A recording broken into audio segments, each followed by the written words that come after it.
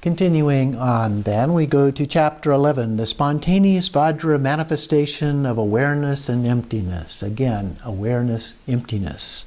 An aspiration of the great perfection of Manjushri. Manjushri, of course, being the male Buddha of wisdom. The inseparable nature of the ground, path, and fruition by Mipam Rinpoche, another of the great Dzogchen masters. You assume the non-dual form of being the wisdom body of the Sagatas and their sons throughout the 10 directions and the 4 times. Ever youthful Manjushri, within your state of equality, may we be spontaneously perfected in the nature of non-action.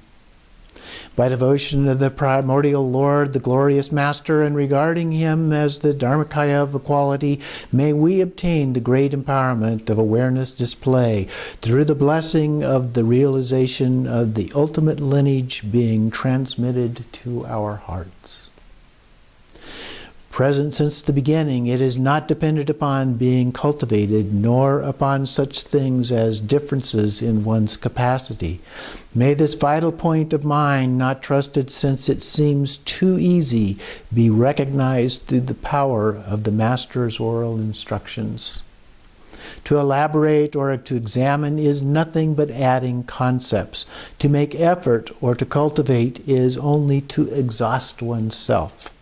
To focus or to meditate is but a trap of further entanglement. May these painful fabrications be cut from within. Because it is not thought or deception, not a thing is seen. There is, however, nothing extra remaining to be seen.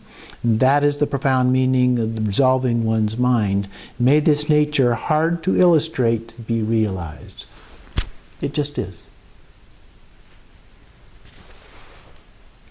Because it is primarily pure of all constructs, the extreme of existence has been discarded. By the manifestation of awareness is spontaneously present, it is free from the extreme of non-existence. Although described as 2 aspects, these are but the labor of conceptual mind. May we perceive this inseparable nature of equality beyond description. Although it is initially grasped through intellectual statements, just like a finger pointing to the moon, the natural state of Dharmata lies beyond the reach of assumptions. May we take this to heart and perceive it ourselves. In this, there is nothing seen to be discarded, nor is there anything to be kept or established. May this state of Dharmata, unspoiled by acceptance and rejection, be perceived as the spontaneously present nature. Although attaching attributes, the ground to be known, the path to be journeyed, and the fruition to be attained, are but like levels of space in the natural or actual nature. May we spontaneously abide in the nature of non-action. Samsaric, impure phenomena imputed through confusion, as well as its opposite, pure perception, are but constructed attributes named in dependence. May we perceive their non-existence in the unfabricated essence. In this way of being, the non-conceptual essence of Dharmata is only obscured by concepts or spoiled by having a view and meditation. Looking into the ordinary essence while being free of a view and meditation, may we spontaneously rest in the genuine nature. Whatever one is focused on is poison for the view. Whatever is embraced by effort is a fault of meditation. Whatever is adopted or abandoned is a defect of action. May we perceive the nature free from all shortcomings. So he's going on and on here about just letting go and letting be. Let go of the labels, let go of the thoughts, let go of the concepts, and just let it be. If we are not trapped in the mire of mental constructs, the manifestation of awareness is directly seen, free from concepts. Without tying knots in the air with the rope of speculation, may we be skilled in spontaneously resting in the genuine nature. At that very moment, may the light from the lamp of self-existing knowledge, the wisdom aspect of self-cognizant youthful base body, Manjushri of natural cognizance, overcome the dense darkness of the obscurations. Since the unfabricated and uncompounded Dharmata has nothing new to be obtained through the path of fabrications, may the nature of ultimate fruition, which does not result from a cause, be perceived as being primordially present within us. Being covered up by the words of speculation is the path of confusion. Whatever is expressed is but a web of concepts. May the profound instruction to be individually cognized, which does not result from statements, be practiced within our hearts. The mind that holds subject and object is by nature mistaken. It is never exactly like one imagines. May the self-existing wisdom body that does not result from dualistic mind, the Buddhahood of true meaning, be accomplished. Within the cognizant space of awareness and emptiness, all phenomena are in a state of equality. In this single sphere, the hopes and fears of samsara and nirvana have collapsed. May we in this nature attain the kingdom of non-dwelling Dharmakaya. Whatever is perceived as one's body or a sense object appears as visible aberration produced by conceptual thought. By the natural radiance of the great non-conceptual wakefulness, may it be purified in the primordial space of exhausted dharmas. The wisdom body, equal to the sky, is a wish-fulfilling jewel, yielding well-being and happiness. May we obtain this unobstructed and ultimate fruition for all beings, in all times and directions, till the end of existence. So a very nice prayer here, written by Mipam Rinpoche. And then we come to chapter 12 here, the fourth Dharma of Gampopa, or as it notes in the first line, the fourth Dharma of Longchenpa and Gampopa. Letting confusion dawn as wisdom.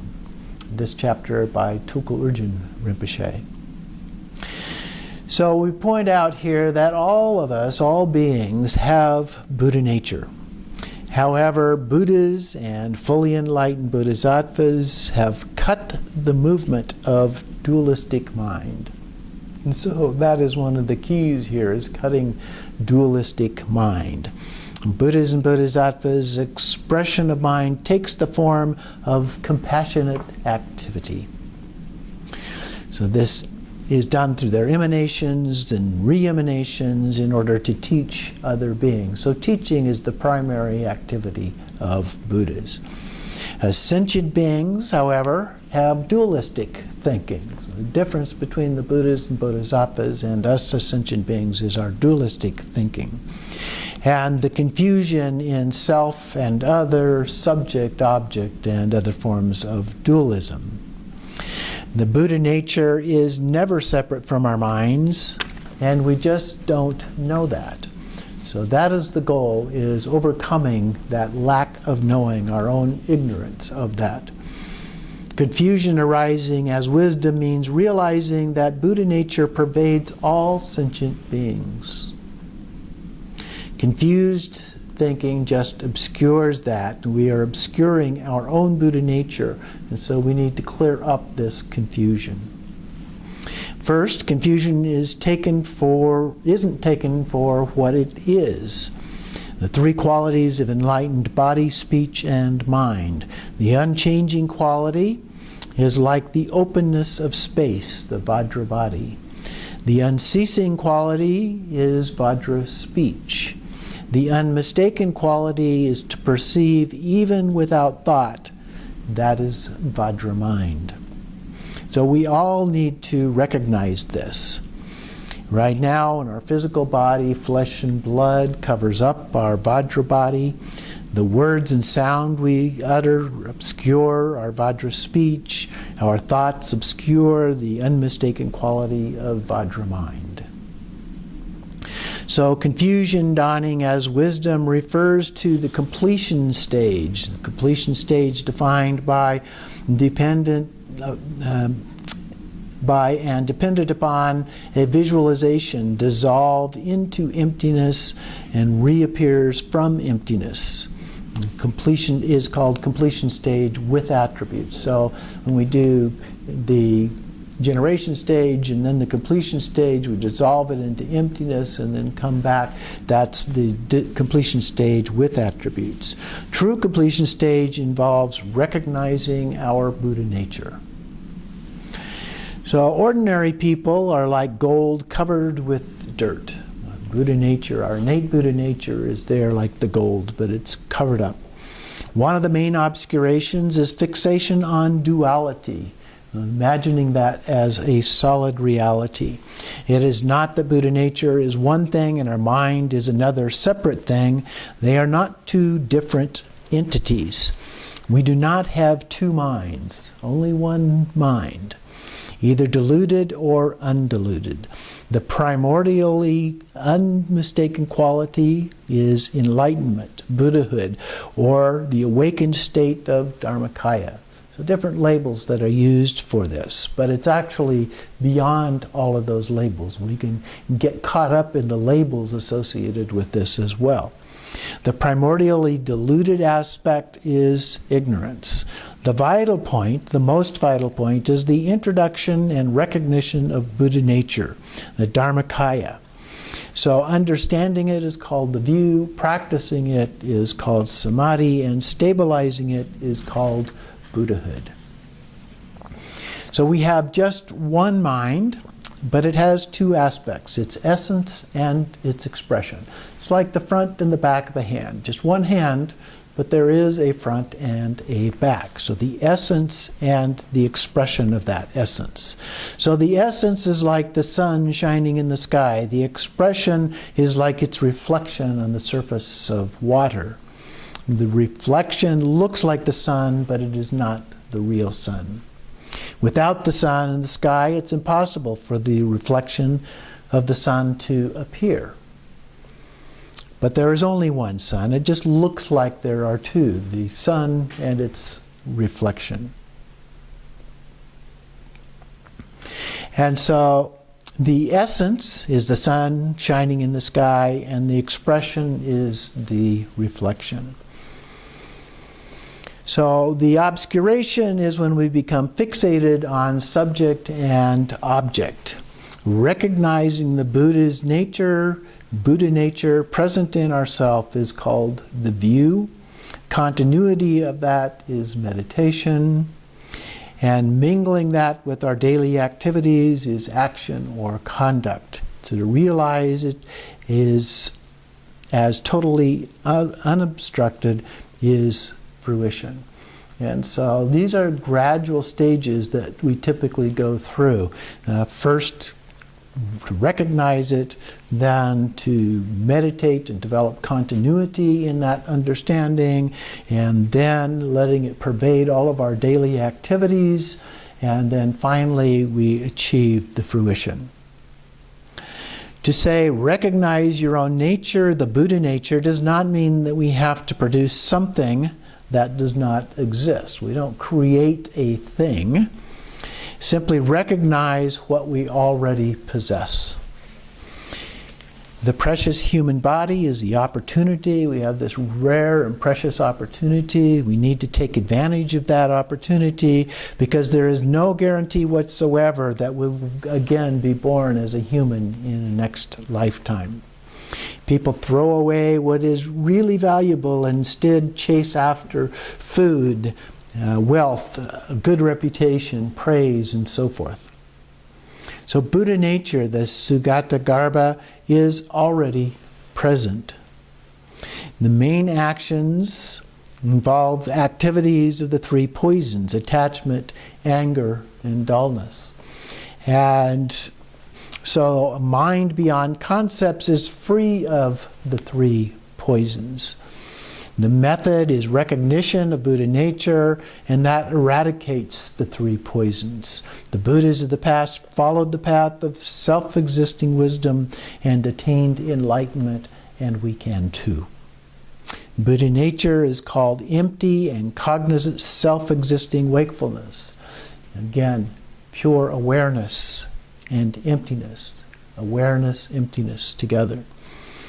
The empty aspect, the essence, is like space, has the capacity to cognize and perceive, and that is our basic wakefulness. Self-existing because it is not made of anything or created by anyone. So self-existing means uncreated. It's always been there. The two names for the mind that are referred to by Tibetans are the empty cognizant with the core of ignorance is Ma Rigpa, not Rigpa.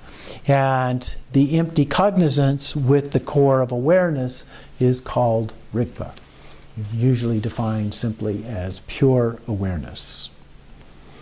So the teacher gives us the pointing out instructions, not something that we already have, that we don't already have. We already have, that is simply our own Buddha nature. First, we recognize our nature, the essence. Next, with diligence, we sustain that recognition through training. And finally, we reach a state where not even an iota of conceptual thinking remains. And that is the stability that is known as complete enlightenment. So, we have this seed in some traditions, or already fully manifest in others, like a Garuda, called Buddha nature. And so then we have to engage in various practices in order to either cause that to grow from a seed and achieve a full-grown plant, or from the other point of view, simply remove the dirt from the gold that's hidden within. The state of complete enlightenment contains many great qualities like the fourfold fearlessnesses, the 10 powers, the 18 unique qualities, and so forth. The qualities of Buddhahood are inconceivable and inherently present. So there are lots of labels that are attached to this idea of something that transcends labels. The essence itself transcends the labels, but the manifestation of those comes out in many, many different ways. So that concludes our discussion of the introduction to Dzogchen for this week.